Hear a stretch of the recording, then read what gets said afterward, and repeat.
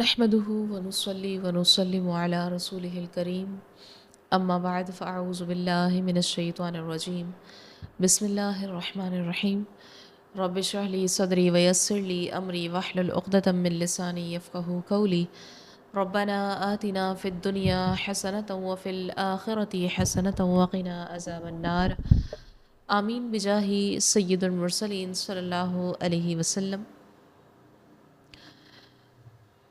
سورۃ الحاقہ کا آغاز ہے۔ سورہ حاقہ مکہ مکرمہ میں نازل ہوئی ہے۔ اس سورت میں 2 رکوع اور 52 آیتیں ہیں۔ حاقہ قیامت کے ناموں میں سے ایک نام ہے اور اس کا معنی ہے یقینی طور پر واقع ہونے والی، اور چونکہ اس سورت کو اسی نام کے سوال کے ساتھ شروع کیا گیا اس لیے اسے سورہ حاقہ کہا جاتا ہے۔ آئیے سورہ مبارکہ کا آغاز کرتے ہیں۔ بسم اللہ الرحمن الرحیم، اللہ کے نام سے شروع جو نہایت مہربان رحمت والی ہے۔ یقینی طور پر واقع ہونے والی، یقینی طور پر واقع ہونے والی کیا ہے، اور تمہیں کیا معلوم کہ وہ یقینی طور پر واقع ہونے والی کیا ہے؟ اس سے مراد قیامت ہے، کیونکہ قیامت کا آنا درست اور ثابت ہے۔ اس کے آنے میں کوئی شک نہیں، بلکہ اس کا واقع ہونا یقینی اور قطعی ہے، اور اس میں وہ چیزیں ثابت ہو جائیں گی جن کا دنیا میں انکار کیا جاتا ہے، جیسے مرنے کے بعد اٹھایا جانا، حساب اور جزا وغیرہ۔ پھر فرمایا گیا مل حاقہ، یقینی طور پر واقع ہونے والی کیا ہے؟ یہ سوال قیامت کی عظمت اور بڑائی بیان کرنے کے طور پر ہے، اور اس سے مراد یہ ہے کہ قیامت انتہائی عجیب اور عظیم الشان ہے۔ پھر فرمایا وما ادراک،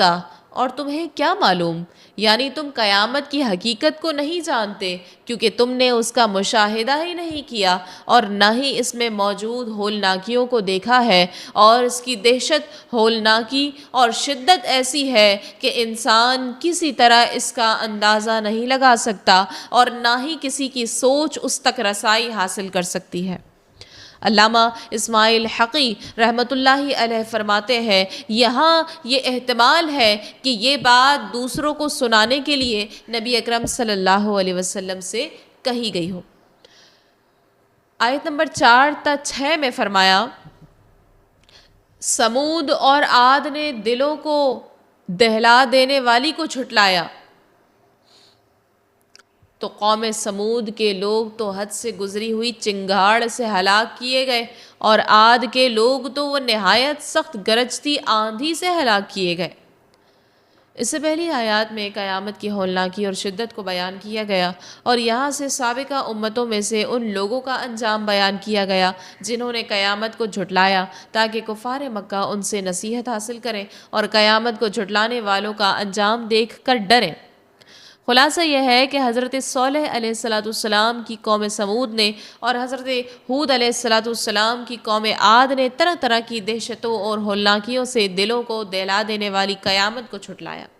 تو دیگر جرائم کے ساتھ ساتھ اس جرم کی وجہ سے بھی قوم سمود کے لوگ تو شدت میں حد سے گزری ہوئی چنگھاڑ یعنی سخت ہولناک آواز سے ہلاک کر دیے گئے، اور عاد کے لوگ انتہائی سخت گرجتی آندھی سے ہلاک کر دیے گئے، اور وہ لوگ اپنی طاقت اور قوت کے باوجود بھی اس آندھی کو روک نہ سکے۔ آیت نمبر 7 اور 8 میں فرمایا اللہ نے وہ آندھی ان پر لگاتار 7 راتیں اور 8 دن پوری قوت کے ساتھ مسلط کر دی، تو تم ان لوگوں کو ان دنوں اور راتوں میں یوں پچھاڑتے ہوئے دیکھتے گویا کہ وہ گری ہوئی کھجوروں کے سوکھے تنے ہیں، تو کیا تم ان میں کسی کو بچا ہوا دیکھتے ہو؟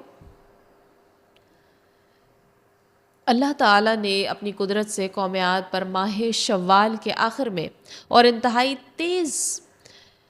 سردی کے موسم میں ایک بدھ سے دوسرے بدھ تک لگاتار 7 راتیں اور 8 دن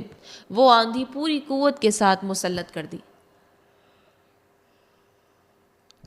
تو اے مخاطب، اگر تم اس واقعے کے وقت وہاں موجود ہوتے تو ان لوگوں کو ان دنوں اور راتوں میں پچھاڑے ہوئے دیکھتے اور ہلاک ہونے کے بعد وہ لوگ ایسے معلوم ہوتے تھے جیسے وہ کھجور کے گرے ہوئے سوکھے تنے ہیں۔ تو کیا تم ان ایمان والوں کے علاوہ ان میں سے کسی چھوٹے بڑے مرد یا عورت کو بچا ہوا دیکھتے ہو؟ کہا گیا ہے کہ 8ویں روز جب صبح کو وہ سب لوگ ہلاک ہو گئے تو ہواؤں نے انہیں اڑا کر سمندر میں پھینک دیا اور ان میں سے ایک بھی باقی نہ رہا۔ آیت نمبر 9 اور 10 میں فرمایا، اور فرعون اور اس سے پہلے والے اور الٹنے والی بستیوں نے خطاؤں کا ارتکاب کیا تو انہوں نے اپنے رب کے رسول کا حکم نہ مانا تو اللہ نے انہیں زیادہ سخت گرفت سے پکڑ لیا۔ یہاں پر آیت کا خلاصہ یہ ہے کہ فرعون اور اس سے بھی پہلی امتوں کے کفار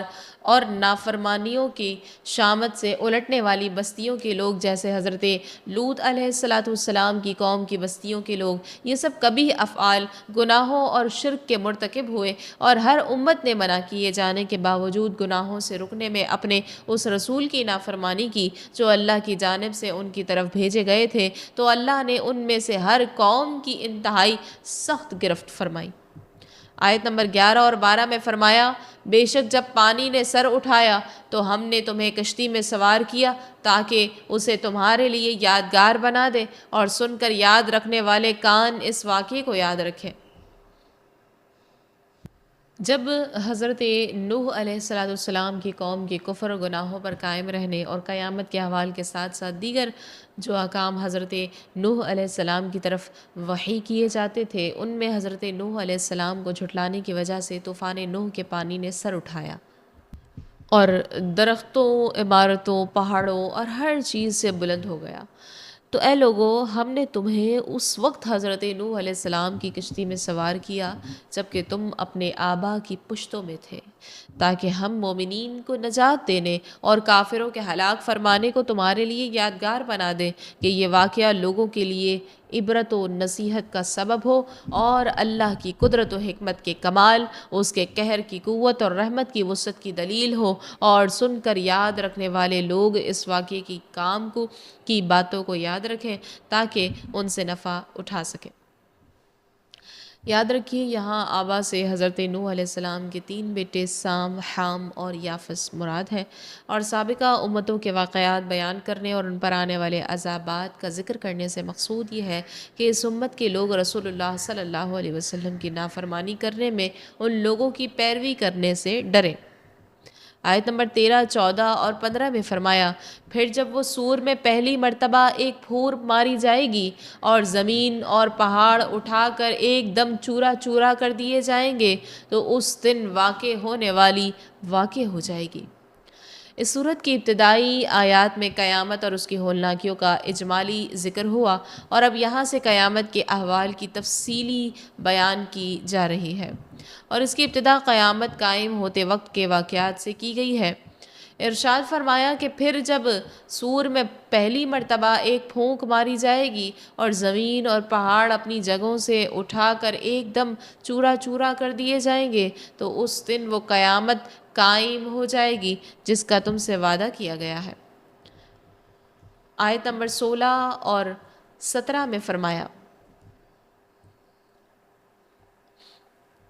اور آسمان پھٹ جائے گا تو اس دن وہ بہت کمزور ہوگا اور فرشتے اس کے کنارے پر کھڑے ہوں گے، اور اس دن 8 فرشتے تمہارے رب کا عرش اپنے اوپر اٹھائیں گے۔ قیامت کے دن کی ہولناکی سے آسمان پھٹ جائے گا تو ابھی اس قدر مضبوط اور مستحکم ہونے کے باوجود اس دن آسمان انتہائی ضعیف اور کمزور ہوگا، اور جن فرشتوں کا مسکن آسمان ہے وہ اس کے پھٹنے کے بعد اس کے کناروں پر کھڑے ہو جائیں گے، پھر اللہ کے حکم سے اتر کر زمین کا احاطہ کر لیں گے، اور اس دن 8 فرشتے تمہارے رب کا عرش اپنے سروں کے اوپر اٹھائیں گے۔ حضرت ابن اسحاق رحمۃ اللہ علیہ فرماتے ہیں، ہمیں یہ حدیث پہنچی ہے کہ عرش اٹھانے والے فرشتے آج کل 4 ہیں، اور قیامت کے دن ان کی تائید کے لیے 4 کا اور اضافہ کیا جائے گا تو اس طرح 8 ہو جائیں گے۔ حضرت عبداللہ بن عباس رضی اللہ عنہما سے مروی ہے کہ 8 فرشتوں سے فرشتوں کی 8 صفیں مراد ہے جن کی تعداد اللہ تبارک و تعالی ہی بہتر جانتا ہے۔ آیت نمبر 18 میں فرمایا، اس دن تم سب اس حال میں پیش کیے جاؤ گے کہ تم میں سے کسی کی کوئی پوشیدہ حالت چھپ نہ سکے گی۔ اس آیت کا معنی یہ ہے کہ اللہ تعالیٰ تمہارے تمام احوال جانتا ہے، اس پر تمہاری کوئی حالت پوشیدہ نہیں، اور قیامت کے دن تم اسی کی بارگاہ میں حساب کے لیے پیش کیے جاؤ گے۔ بعض مفسرین نے فرمایا کہ اس کا معنی یہ ہے کہ دنیا میں تمہاری جو حالت پوشیدہ تھی، قیامت کے دن وہ پوشیدہ نہیں رہے گی، کیونکہ وہ مخلوق کے احوال ظاہر کر دے گی، تو نیک لوگ اپنی نیکیوں کی وجہ سے خوش ہوں گے اور گناہگار اپنے گناہوں کی وجہ سے غمزدہ ہوں گے۔ اللہ رب العزت ہمیں اپنے اعمال کا محاسبہ کرنے اور آخرت میں ہونے والے حساب کی ابھی سے تیاری کرنے کی توفیق عطا فرمائے، آمین۔ آیت نمبر 19 اور 20 میں فرمایا، تو بہرحال جسے اس کا نامہ اعمال اس کے دائیں ہاتھ میں دیا جائے گا تو وہ کہے گا، لو میرا نامہ اعمال پڑھ لو، بے شک مجھے یقین تھا کہ میں اپنے حساب کو ملنے والا ہوں۔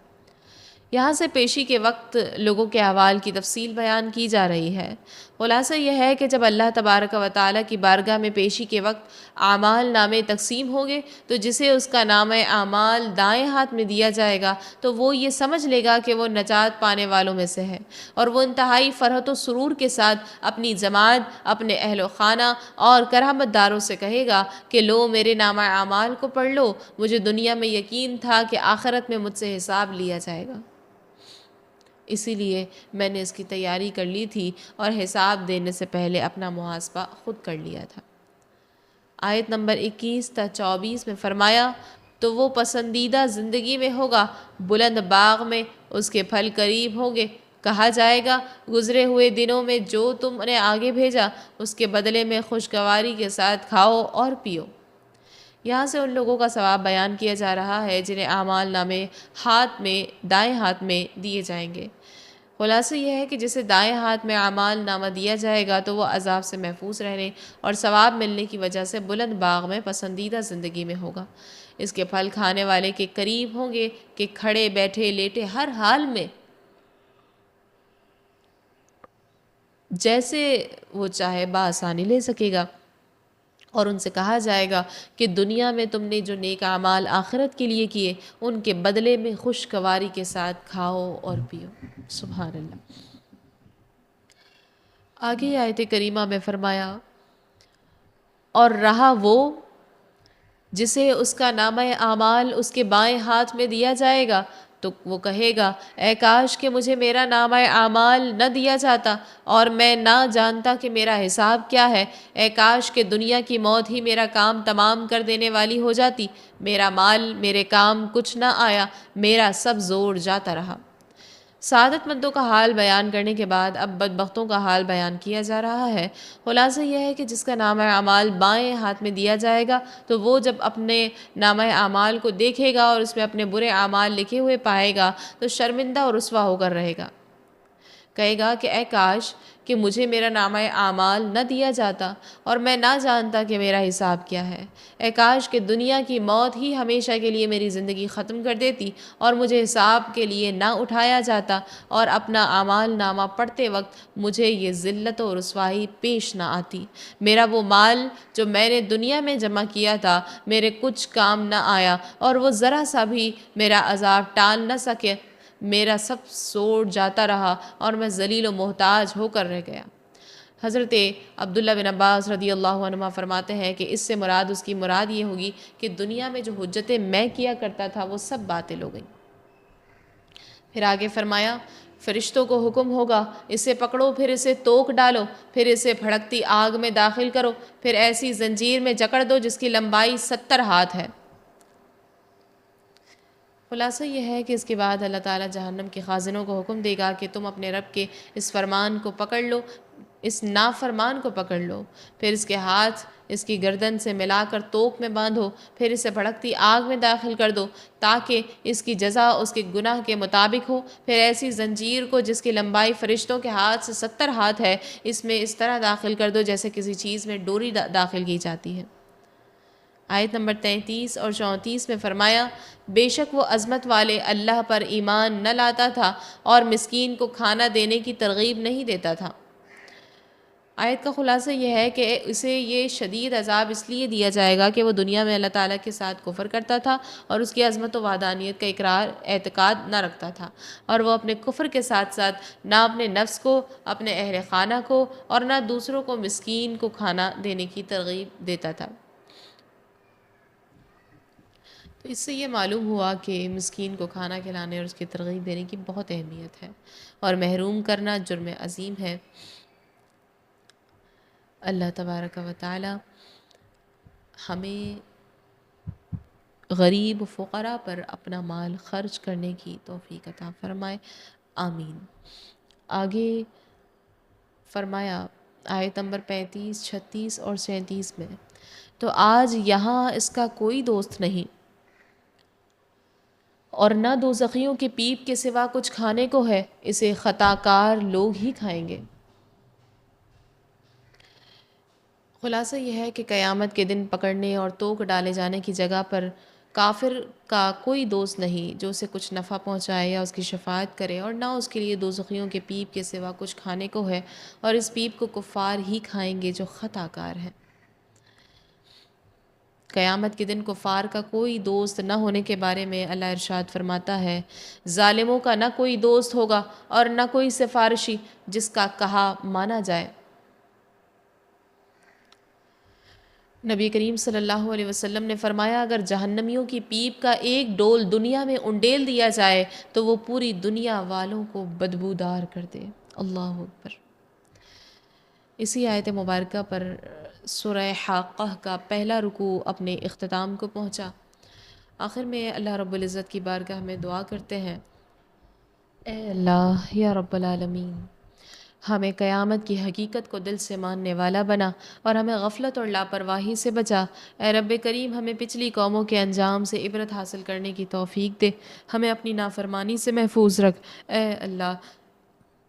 ہمیں اپنے احکام پر چلنے والا بنا، ہمیں اس دن کی رسوائی سے بچا جس ہر چیز کھل کر سامنے آ جائے گی۔ اے رب العالمین، ہمیں دنیا میں بھی سیدھا راستہ عطا فرما، آخرت میں بھی کامیابی و کامرانی نصیب فرما، آمین یا رب العالمین، بجاہ سید المرسلین صلی اللہ علیہ وسلم، وما علینا الا البلاغ المبین۔